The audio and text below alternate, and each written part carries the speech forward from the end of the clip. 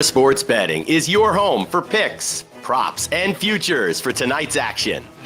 Bettor Sports Betting wants to know what picks you're playing tonight. Tell us in the live chat on YouTube, Twitter, and the Bettor Sports Network app. This is Bettor Sports Betting with Fantasy Alarm's Dan Servodidio.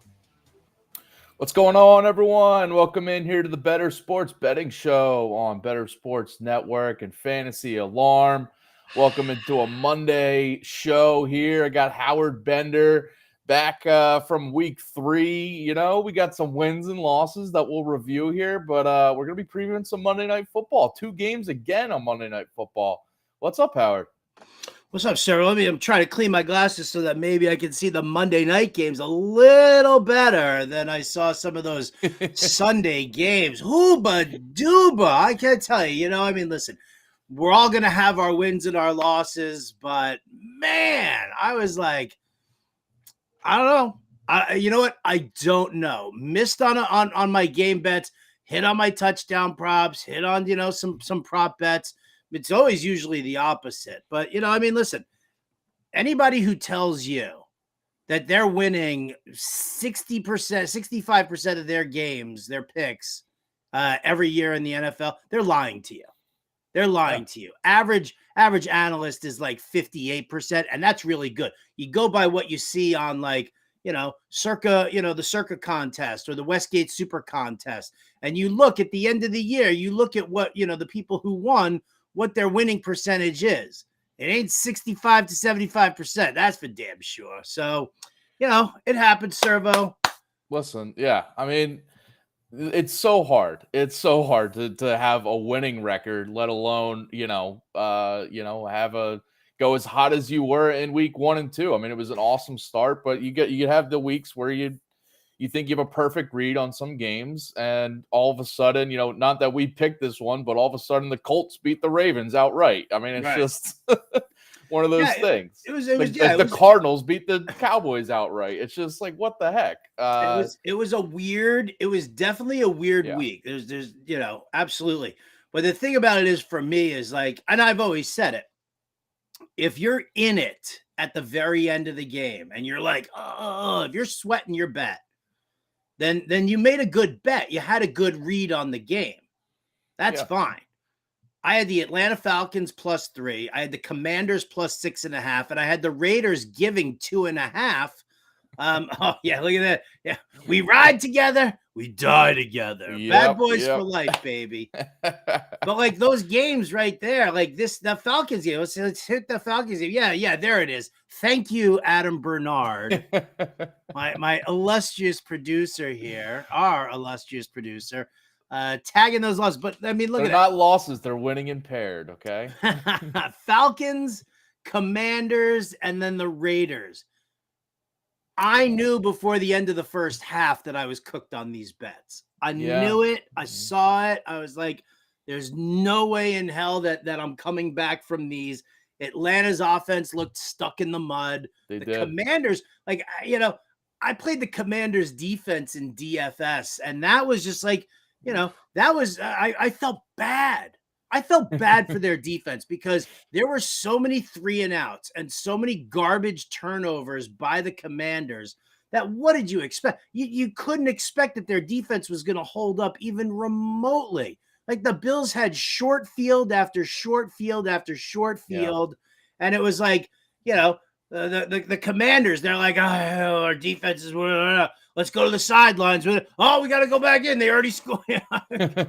Right? We're already out. 3-and-out. Here we go. I got to get back into it. So, when stuff like that happens, but I'll say this, Servo, the biggest wet blanket, you know that you're a wet blanket or your teams suck or the games suck when a guy nicknamed Vanilla Bean calls your team a wet blanket. And John and Pemba said it to me about midway through the second quarter. He's like, are there 2 bigger wet blanket teams than the Chargers and the Vikings? I mean, that was just, and then, there was 9.5 minutes left in the game.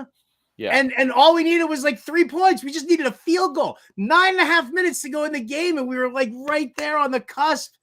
and neither team could do it. Bunch of idiots, bunch of buffoons. Listen, yeah, the fact that that game finished very close to the under is unreal because of, you mentioned it, like it's insane that no one scored in the last 8 minutes. Nine and a half minutes. 9.5 minutes, and the fact that whether you were on the Chargers or Vikings side of the money line too, I mean, Brandon Staley, I know the analytics and stuff said go for it on that 4th down to try to seal the game, but he almost threw away the Chargers win. And then, all right, Vikings get the ball back. Can they score to get that over or if you had the Vikings, get them the money line win. And that play where Kirk Cousins is directing things. They have a timeout and he's directing things, and it takes 30 seconds to even call the play, and then it's a tipped interception to end it. But if they go in and score there, that hits the over. That gives the Vikings the win. What a jumble there. And then, I mean, your Raiders call. What is he doing? What is the Josh McDaniels doing? Kicking a field goal when you need a touchdown and a 2-point. You need to score a touchdown either way. So even if you kick the field goal, you still need to score a touchdown. If that game, if they go in and score and get the 2-pointer, then maybe we're going to overtime. Then maybe the Raiders actually do end up covering that 2.5 spread in overtime. So it's just McDaniels was like, wait, what? What? Oh, I thought we were 8.5-point dogs. That's why I went for the field goal. Oh, crap, man. Oh, it's the end of the game? I thought this was the end of the 3rd quarter. Oh. I got Daniel Carlson on my fantasy team, yo. I needed those extra points. Britt Flynn chiming in here. Appreciate you joining in. Britt saying good afternoon, and math is hard. Yeah, I actually said to my wife at the end of that game, I was like, yeah, the math is not mathing for McDaniels here. He doesn't understand what's happening. So what in the world? You know what I said to my wife after the game? Get out! Stop talking to me. I gotta own my Broncos plus 6.5 pick. I didn't want you to have to admit that they got dude. smashed in that game. That was embarrassing. Listen, they just did not show up defensively to even keep that one close enough to. I had no, it was early on, and I was like, this is done. I'm not even gonna consider this a chance of covering the spread. And it was just late in the game where it's like, wait, they got the ball back again. They scored again.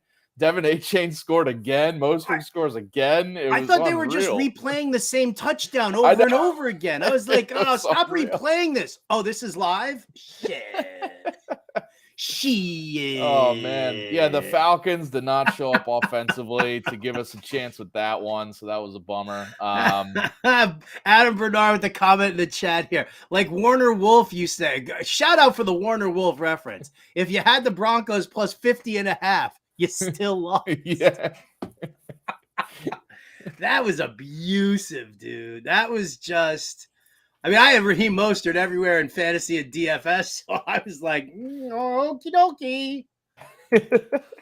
Wait, what was the final score of that game? 70-17, maybe? I think it was. I think they did cover plus 50.5. I think it was 70-20, wasn't it? Or my final score was wrong there. The fact that we're 70-20. Yeah, so they covered the 50.5. Warner Wolf, that's why you're dead right now, all right? Yeah. Hey Dan, I got to step in here. They didn't cover 50.5. We were just giving problems about doing math. 50.5 would give them a win. Yeah, we were just saying they covered. Adam, get over in here. Get in here. Don't hide as the voice from above. We were literally just saying that. Oh, okay. Sorry. You were too busy calculating. Sure you were going that direction because I'm like, well. Wait, if they lost by 50, then they covered 50.5. The Broncos, not the Dolphins. Okay. All right. So, okay. Just making sure. I was getting the context wrong there. We're good. Yeah. I just want to hug you. Can I hug you? Can I hug you, Adam? Come here, you. Come here. Either way, they did not cover the 6.5. I know that much. The Jets Patriots game, though, at least I got that right. That was a snoozer. That was That Dude, was as low scoring as I knew it was going to happen. Dude, I actually felt bad that Tony Romo and Jim Nantz drew the Patriots-Jets game for the broadcast. They get that game, man. They probably how did you two idiots end up with this one? That was definitely a scheduling, before the season when they thought there would be Aaron Rodgers there for them in the first, Jets-Patriots-Rodgers game, but it's a tough one for them there. Right, in a tropical cyclone. Yeah, they got the worst game in the world. And there's Romo and Nance actually like trying to make a conversation about it. What else? What else did we hit? So you hit all three your touchdown calls. So there you go. Let's talk props and touchdowns. Yeah, that's you a little did better on the props and touchdowns. All right. The Tank Bigsby call was awesome. I went with Travis Etienne, but I liked either running back in that Jags game to score for Jacksonville. I mean, even though Jacksonville did not really totally show up offensively, Bigsby got in the end zone, and Mike Williams, unfortunately, before his season-ending injury, he scores, and then Justin Jefferson cashes for you too. So, I think you went 3-0 last week on your touchdowns, and you go 3-0 again. Hey. So and those are plus money, you're making up the. I'm making up the difference on there. Yeah, absolutely. Let's go to the props because I actually did hit my one prop, but you crushed. You snagged all three of your props, right? Look at yours. Yeah. You hit Kenneth Walker. I went with Deshaun Watson, Cousins, both going over their passing yards, and Thielen had a huge game. I just had the 34.5 over, but he went for I think 100 plus total receiving yards in that one.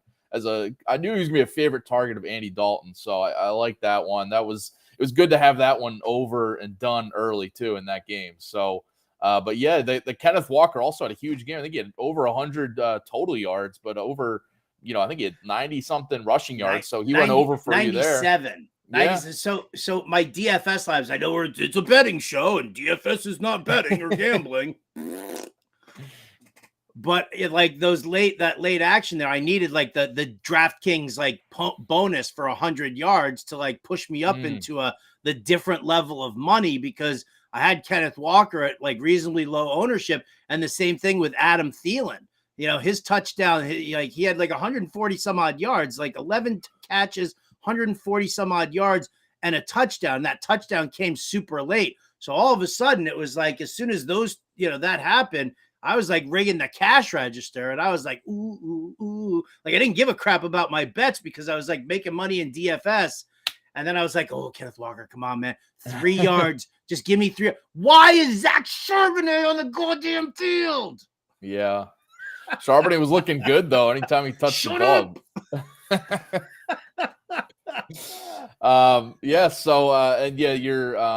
Your Javonte Williams, I think he had 2 receptions on the dot. Yes, he did have 2 receptions. But you'd think they'd be trailing in that game, he'd at least get another catch. But did they not? I turned it off because it was just so ugly. They might not have been out there. Did they just take him off the field when the Dolphins hit the 50 mark? Did they just take all the Broncos starters off the field? I wasn't watching either. I just saw the highlights as they were coming in on Red Zone. They scored again. My Cowboys Chiefs teaser did not cash because the Cowboys lost outright by double digits to the Cardinals. There, the Chiefs got their end of the bargain done with Taylor Swift in town. They covered easy, but the Cowboys could not. So. Bummer on that teaser. I thought that was money, but I shouldn't have put my trust in the Cowboys. That's what is the basic line here. I mean, you know what? I lost 2 survivor picks because of the Cowboys, and you know what though? The Cardinals are trying to lose. They're trying to lose. I mean, I've got other picks in these survivor pools, so I'm okay with that. If I'm gonna go down, and it's because the Cowboys lost. I feel okay about that. I really do. I think it's going to be a fun fantasy alarm Sirius XM show for you coming up. Oh, I played Bowden in fantasy also in the Sirius XM host league. Let me ask again. I know it's not a fantasy show, but can I ask you my chances to win?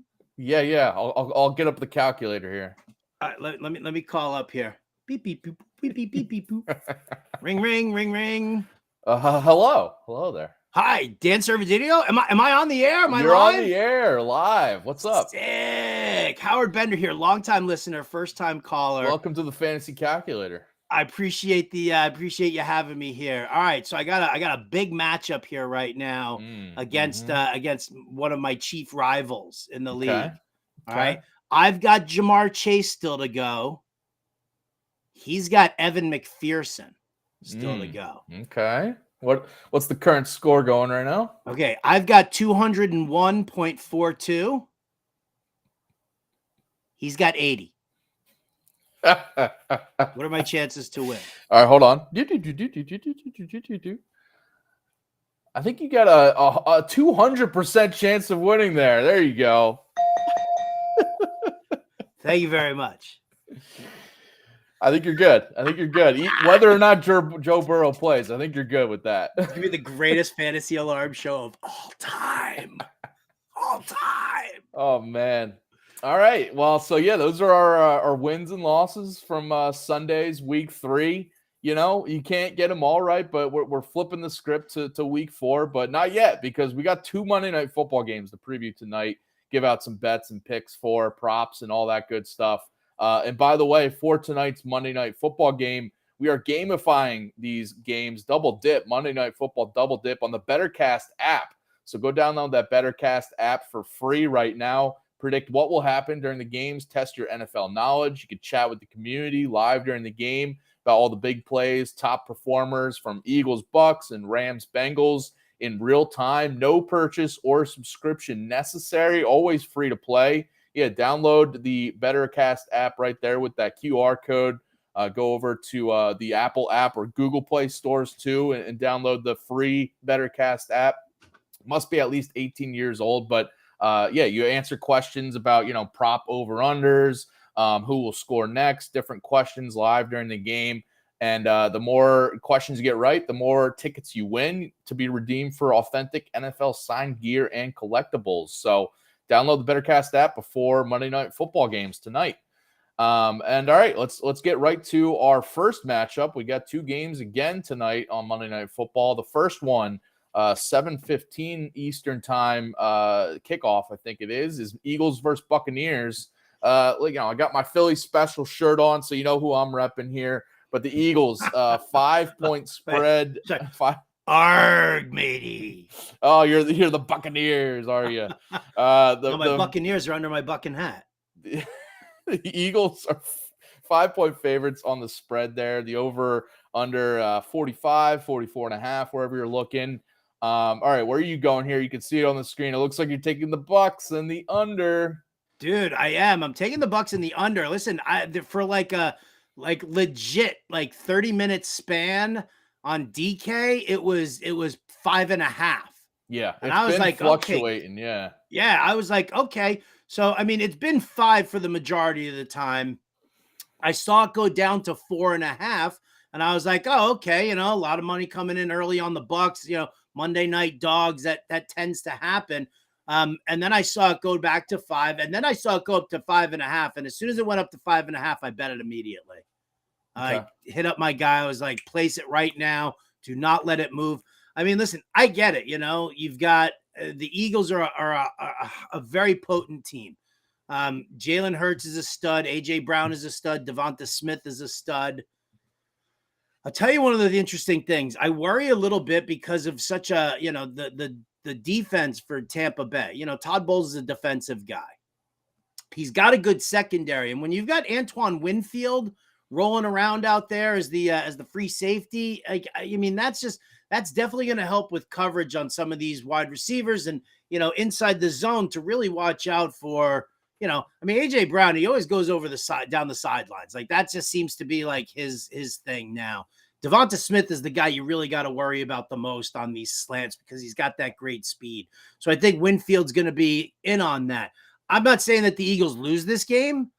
I just see this game being a lot closer than a lot of people think because of the Bucks defense. I don't love the Bucks offense. Eagles do have some secondary issues, but nothing crazy about it. So, I feel like this is like a 23-20 servo where your Eagles win, but the Bucs will cover that spread. All right. Well, I'm hoping it's I got the Eagles at 4.5, and I think it's still like that on FanDuel, but you could shop around. But there's a way we both win this if the Eagles win by 5, I guess, because you got the 5.5. But I think that the Eagles defense, they get James Bradbury back, which is huge for that secondary, which gave up a bunch of yards and points to the Vikings last week with him out. But I think him being back is huge. And the fact that they're trying him out because they lost Avonte Maddox, which is a huge loss in their nickel corner. Yes. And I think you got to pick kind of targeting that. But they've been trying out Bradbury this week at the nickel spot. And I think because they want to make sure they got Slay and Bradbury on Evans and Godwin and try to limit both of them. So we'll see how that shakes out. But I think that overall helps the secondary for the Eagles. And their D-line is one of the best in the league. I think they're going to shut down the run game here and really put pressure on Mayfield to make some tough throws and make throws on the run. I think they're going to really frustrate him, and that's kind of the big thing for me because I do agree that the Eagles' offense has not looked sharp this year through 2 games. I do think they're going to start to gel more. Hurts getting more comfortable with the new play calling and all that. And I think they're going to show up just enough here. I see, I like that it's at 4.5 because I know, a field goal win obviously doesn't give me the win here, but I think it could be like a full touchdown win here. Let's go 26-21, Servo. 26-21. It maintained. Oh no, that doesn't give you the under though. Yeah, I gotta get. Never mind. How about 21-16? How about a 17-10 win for the Eagles? I'll take that. No, because that doesn't cover for me. So come on. I mean, if you're gonna work with me here, dude. But if you're gonna hang your buddy out to dry like that, how about this 21-16? Screw you. I hope the Bucs win this one outright now. 21-16. There you go. That's what I said, and then you were like, "No, I want 17-10." Yeah. I forgot about the 5. I forgot the 5. You selfish son of a bitch. By the way, the Bucs have a couple of injuries to kind of monitor. I think to see who's active, who's inactive. Devin White and Vita Vea are both questionable. So is Carlton Davis. So I think those, if any, Devin White would be a huge loss if he's out. But obviously check that. Vita Vea in the middle is a bigger one. Yeah, if against the Vita Eagles Vea is game. out, I worry about the Bucs run defense. Then I do. Yeah. So yeah, I'm on the Eagles here. Not just because I'm an Eagles fan. I just do think that they covered as favorites in these first 2 games. Barely got there in both, but I think that matters too. Coming in here, Monday Night Football. I think they're going to ball out. All right. So any props, other props that, by the way, Howard wrote up a whole best bets article over on Fantasy Alarm. If you want to check that out, get the All Pro subscription to get that. But any other props or bets that you like in this game? I think we both got a few here. Yeah, actually, you know what, man? I got a couple here. All right. Number 1, Jalen Hurts over 1.5 passing touchdowns. All right. I'm going to play that because I think that the running game is going to get stuffed. I don't love DeAndre Swift. Kenneth Gainwell's working his way back. Vita Vea is usually there in the middle. They got some good middle linebackers. So, I'm okay with Jalen Hurts with the passing touchdowns. How about that? Okay. I can get behind that. You want more or you want to give me one? I'll give you one. I like A.J. Brown's receiving yards over. This is one that's actually been going up over the last few hours. So whatever the smallest line you can get. But I got 67.5 receiving yards over on FanDuel.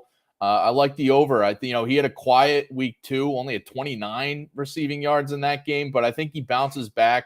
He was just cameras kind of showed him with a little heated discussion with Hurts. But they're boys. It's not like a huge bad rift there at all. But I do think Hurts is going to look his way early and often in this one to get him involved, make some big plays. I think he could catch one of those touchdowns from Hurts. So I like that call of 2 if you want to look at anytime touchdown for A.J. Brown too. But I like his receiving yards to bounce back. He had 10 targets, 79 yards in week 1. I think we see something more towards that stat line here. He only had 4 catches for 29 last week. Just, it's the old squeaky wheel vibe that I know you have always I mentioned. love the squeaky wheel play. Listen, it's legit, and I think it happens here. He's gonna bounce back. This is a guy that he could go over this on one long bomb. I don't think that happens, but give me the over on AJ Brown's yards here. All right, AJ Brown over 67.5 receiving yards. I hope he gets it, or at least he gets a touchdown. I'll take that. All right, I'm gonna go to the other side. I'm gonna go to Tampa Bay. I'm gonna go back-to-back props right here. Baker Mayfield. I took the alt line for his passing yards because there was just like all of a sudden I looked and his passing yards were up to like 292, and I was like, yeah, I don't really want to deal with that. It just seems like if I do the under, then if he does have to throw over 225 passing yards, I think that's at like minus 130 or minus 135 on DraftKings. I did that. And then how about this? Eagles with, no Avonte Maddox, with, linebackers who don't handle coverage schemes very well. How about Cade Otton, the tight end for the Tampa Bay Bucks, over 25.5 receiving yards. I threw that down. I saw on like Underdog and Prize Picks that they had his number at 29.5 receiving yards. So I was like, yeah, 25.5. Give me that over.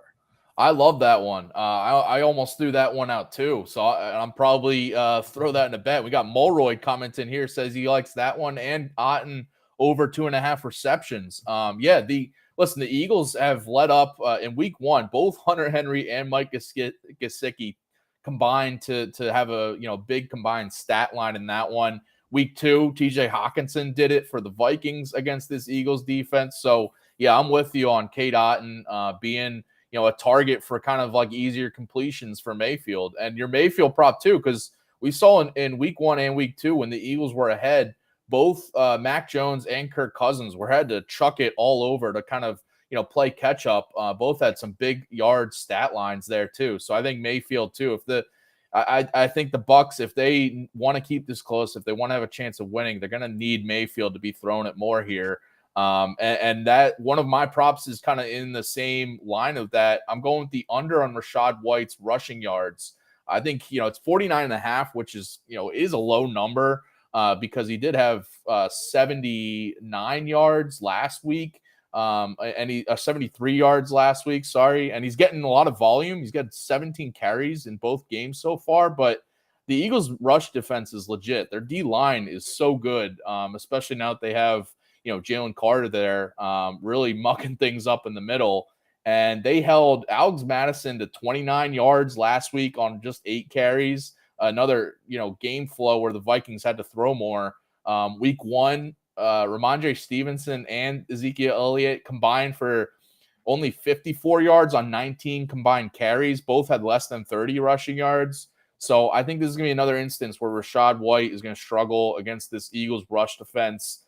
I think that, he's, he had 73 yards, like I mentioned last week, but that was also against the Bears defense that we all know is not good right now. They just got tore up by the Chiefs run game yesterday. So, give me the under on Rachaad White. I think we're both seeing like kind of the game flow and game situation similarly here, where the Bucs offense is probably going to have to throw more, and the run game might be shut down. I think on Friday's show you gave out a Chris Godwin prop too, the over on his receiving yards, I think. Oh yeah, over 63.5 or 65.5 receiving yards. Yeah, and I was kind of eyeballing his receptions as well. Good call. I forgot about that one there. Well, especially because if he's, I mentioned they might be putting Bradbury in the slot like as a nickel corner with Avonte Maddox out, but he's more comfortable on the outside, so they might opt to not do that, and that gives Godwin kind of more targets, I think, over the middle. I think we're seeing that one. We got Jackson in action over on YouTube commenting saying Baker getting his first interception. I could see it. This Eagles defense forces turnovers. I think he could fumble it. He could. I think he has a turnover in this game. So whether it's a fumble or an interception, I do see that coming. Narissa over on YouTube saying over under 45 Eagles. She asked, I guess she's asking over under 45. Well, you took the under, right, in this one. So I got the under in this one Yeah. here. I do think that the defenses kind of prevail. Like I had said to Servo, like a 21-16 game would be great with me. 20-23. I'm kind of in that realm. I think the Bucs just keep it just at least close enough, and because of that, I think that that's just going to turn into the under. Yeah. Yeah, and listen, the Eagles have had their offensive struggles. They kind of rode DeAndre Swift last week, but they really didn't get going too much passing wise. So, all right, yeah, and then the under has been trending a little bit. You can see it's 44.5 in some places, but if you can get the under 45, even better. So that's that's the Eagles Bucs. By the way, there's Monday Night Football DFS playbook over on Fantasy Alarm 2. So if you want to get the All-Pro subscription, get the free 7-day trial to the All-Pro subscription and jump on that playbook, you get all of our DFS content for free with that All-Pro subscription. Scan that QR code right there or go to fantasyalarm.com/NFL and get a free 7-day trial for all of our NFL content, baseball content too. There's, we still got MLB DFS going on. Hockey starting up. We'll have some hockey content coming up. Hockey, NBA, you name it. It covers college every sport. Football. I got college football covered. Dude, have you seen how much our MMA guy just tears it up in DFS, by the way? I actually have not, no. Oh my God, that dude. Is he Mike killing it? Mike Iannone, yeah. Makes money for people. I'll say that. Every Friday he's got his DFS playbooks. They're fire. So all right, let's get to the next game here.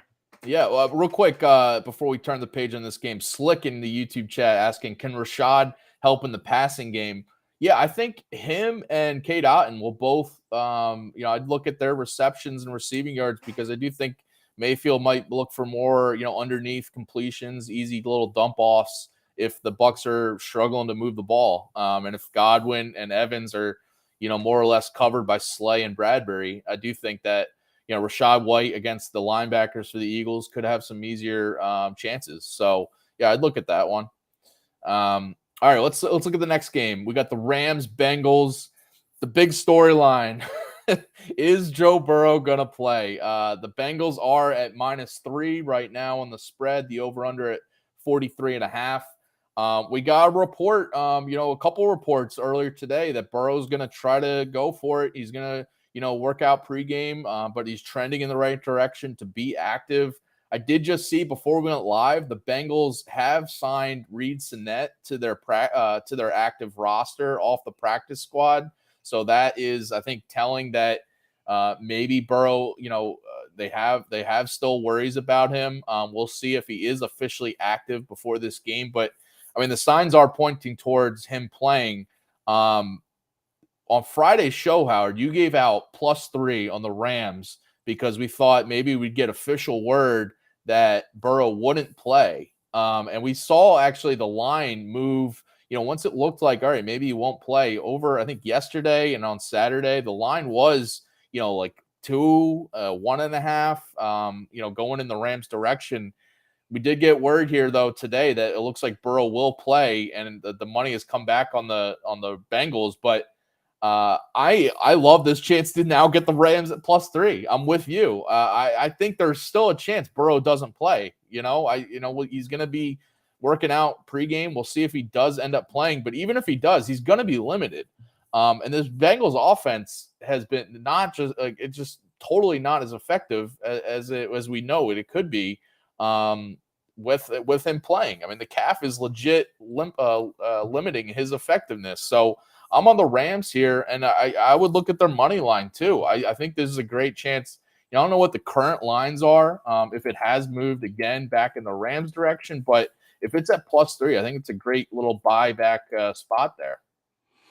Yeah, I mean, listen, I think that this is a huge mistake by the Bengals. I mean, I'm seeing this from Ian Rappaport on Twitter that the insiders on NFL Plus say that they think that they have optimism that somehow Burrow plays tonight. I mean, if you want to, if Cincinnati just wants to crap on their season, go ahead and push them, right? I mean, I think it's the dumbest thing in the world. So I'm very, very skeptical as to whether or not he plays. And I'm telling you, man, I love Joe Burrow. I love the Bengals, but they're handling this like a bunch of morons right now. You should have just kept him in a boot, and you should have just sat him for the first week or two of the season. And I guarantee you he would have been better if you just didn't push it. But you got to screw around. You don't want to panic because you got two division games, two division opponents earlier. I think this is a huge mistake by Zach Taylor, huge mistake by the Bengals if he plays. And yeah, you know what? Give me the Rams +3, because he takes one low hit, somebody grabs him by the calves, or like a below the knee kind of a thing. Or as Britt's saying, I mean, the Achilles tear is definitely possible now with, if you're playing on a bad calf and the one little step too far back, just like we saw with Rodgers. I mean, an Achilles injury is definitely in play. And I think they should sit him. They bring up Reed Sinnett. We got Jake Browning as the backup. But I think if overall the vibes are just on the Rams here, and we got Mulroyd saying he likes taking the Rams -1.5 for +141. Yeah, if you want to look at some alt lines and say all right, the Rams could, win by a field goal or win by a full touchdown, they get some nice alt lines there. Again, we got this is an 8:15 kickoff tonight, so we will not know if he's playing or active officially till an hour and a half beforehand. But I think getting the Rams at +3 right now, I'm still seeing on DraftKings it is there -110 to get the +3. But you like the over in this game too, though, right? I do like the over in this one here. Neither defense. I mean, if you just look at DVOA standings, DVOA rankings, I think the Rams ranked 28th and the Bengals ranked 29th. I mean, I do worry whether or not the Bengals are going to be able. If the Bengals don't have Joe Burrow, I don't know how much Jake Browning is going to be able to move the ball. Yeah. But I think that obviously you've got Joe Mixon running for the Bengals. And if Browning can just be serviceable, I'm fine with that. That Stafford's going to throw. He's going to. I mean, that's just, that's his MO right now. So, I think I like the over in this game. All right. One of my props that, now we're talking about the situation with Burrow, Jake Browning possibly playing. I think overall, put it all together, whether or not Burrow plays, I know he's going to be limited. I think they're going to ride Mixon tonight. So I love Joe Mixon's rushing attempts prop over. I got it at 14.5, but I've seen it at 15.5. But I think the lowest you can get it, go grab it, because I think he's going to get a ton of work here.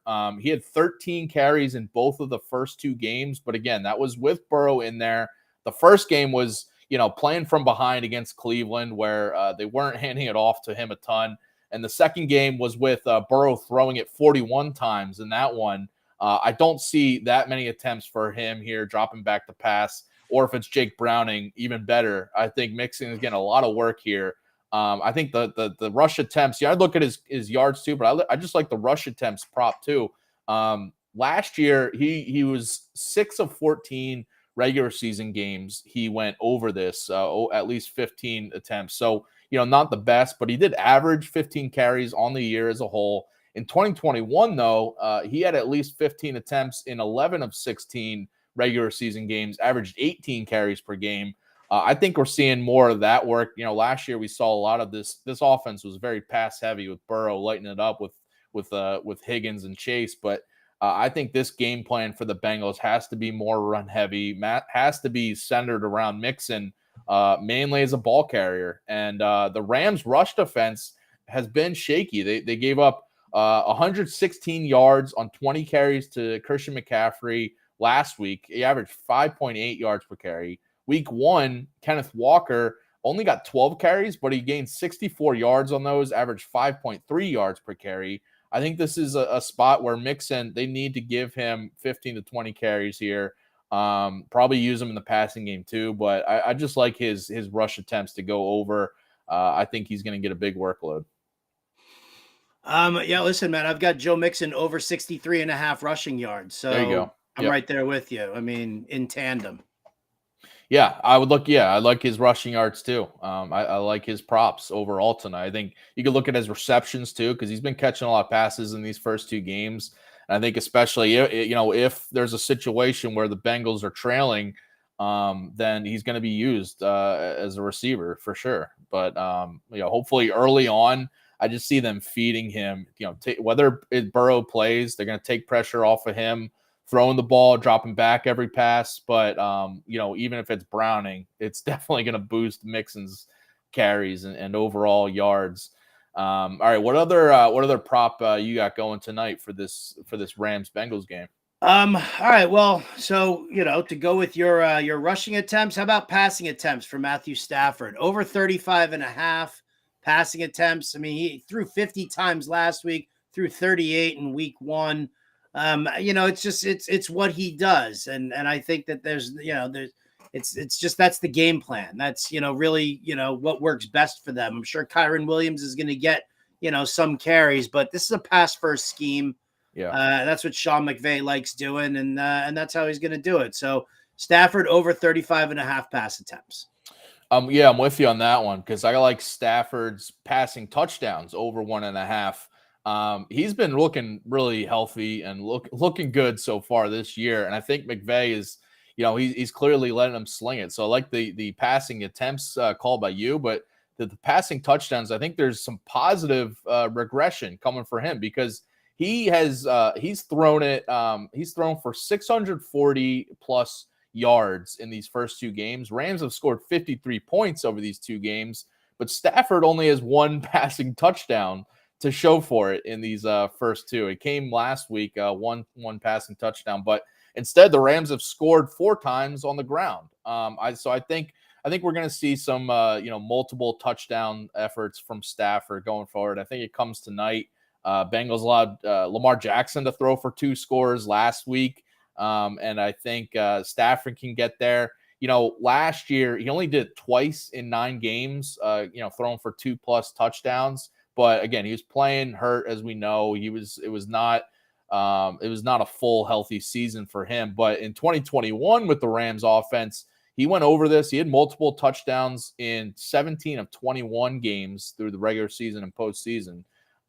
So yeah, give me Stafford to get at least 2 passing scores. I think if they're down close, he might be looking to pass it rather than the Bengals. I think know that all right, they're going to be looking for Kyron Williams to run it, but I feel like Stafford's passing touchdowns could positively regress here. Jackson in action over on YouTube asking, what about Stafford's passing yards? I would look at that too. I think we're both on Stafford's props here. You like his attempts. I like his passing touchdowns. Yeah, I do think his passing yards can go over too. I'm not sure. Let's just pull up the line here, but he's been throwing it a ton in these first 2 games. This is what the Rams offense is right now. Just letting as long as Stafford's healthy right now, which he is, looking like he is, I think they're letting him throw it around. 252.5 over on DraftKings. Yeah, I'd probably lean to the over there as well. Yeah. Probably. Britt Flynn throwing in our chat here. Appreciate it, Britt, for giving us some scoopage here. Laura Rutledge, reporter for ESPN, reporting that Zach Taylor still isn't making a call on Burrow. Listen, I think they're gonna wait until pregame, legit, and see how he is. If it's clear he's limited and he might be a detriment to the offense, this whole week he hasn't practiced, and Jake Browning has with the starters, so it might be better for them to roll with Jake Browning, just because of that situation. So definitely keep an eye on the injured report and actives, inactives for this game. So you got another prop that you like for this Rams-Bengals? I'll just throw down for Tutu Atwell over 64.5 receiving yards. I know everybody's going to be in on Puka Nacua, whose receiving yards really all wasn't that high, right? 72.5, I think. Was I think that's a trap. If you're looking at the over on Puka, I think that's why I'm like, why are they so close together, in this? And so I'm like, all right, well, I think that maybe they clamp down on Puka a little bit here. and Tutu Atwell's the one who does it. I mean, I only put a half unit on it. I didn't really like dive into it too much, but I just thought it looked a little suspicious, so I went with the secondary receiver instead of the primary. Yeah, I love that one. That's a good call because I think back in Puka, it could be a little trappy here, especially the Bengals have seen what he did for the first 2 games. If they really want to limit the Rams offense, they're like, all right, let's just go shut down Puka Nacua and let other guys beat us. I mean, Tutu Atwell has been really good too, kind of being overshadowed by Puka Nacua too. So good call on that one. All right, so those are our Monday Night Football best bets and previews for tonight. Good luck with all your picks. We'll hopefully, we're coming back tomorrow at 4 p.m. Eastern here on Bettor Sports Betting. Hopefully we got some winners to show for you guys, but good luck with all your bets and picks. Coming up after us, as always, the Fantasy Alarm Quick Pitch MLB DFS show with John and Pemba and James Grande. Definitely stay tuned for that. We got a small slate of baseball games, but enough to get some DFS lineups in for tonight. And again, on the Bettor Sports, on the Bettorcast app, we got the Bettorcast for Monday Night Football going tonight. So again, go download that for tonight's games. All right, that's about it for us. But we'll be back tomorrow, 4 p.m. Eastern. Howard will be back Wednesday, and we'll be talking some more football then. But good luck with all your picks. And we'll talk to you guys later. See ya.